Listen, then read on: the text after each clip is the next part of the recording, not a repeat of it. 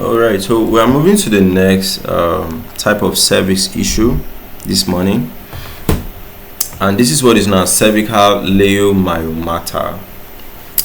Cervical leiomyomata.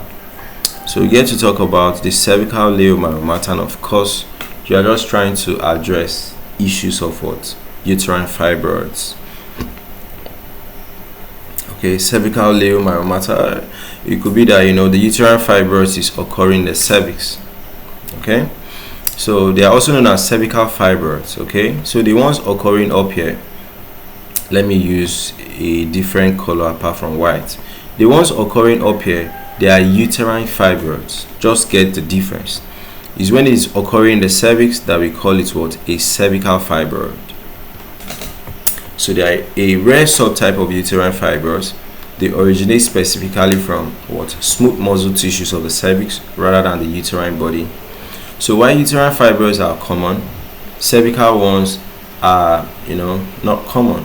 Alright, you can see that the percentage they make up is just 0.6, alright, to about 10% of all leiomyomas. So what are cervical leiomyomatas? They are cervical fibroids. They are benign tumors, so smooth muscle cells compose them. Okay, location, they arise from the cervix, which can complicate diagnosis and treatment due to proximity to the bladder and urethra. Okay, so their growth pattern is often sessile, fixed, okay, but may occasionally protrude into the cervical canal and vagina. Okay, then alright, so they're usually fixed here, but sometimes they can grow down. Do you understand? So symptoms is they may be asymptomatic, or they can cause vaginal bleedings, pelvic pressure or pain, Dyspareunia. Alright, that's like when the person is having sex, there's a whole lot of pain. Alright, urinary issues too, like hesitancy, retention, infections due to the urethral compressions. Then sometimes obstructed labor if present during pregnancy. Okay, they can make this space tighter for the child to pass through. Do you understand? So diagnosis: pelvic examination, transvaginal ultrasound or MRI, then biopsies.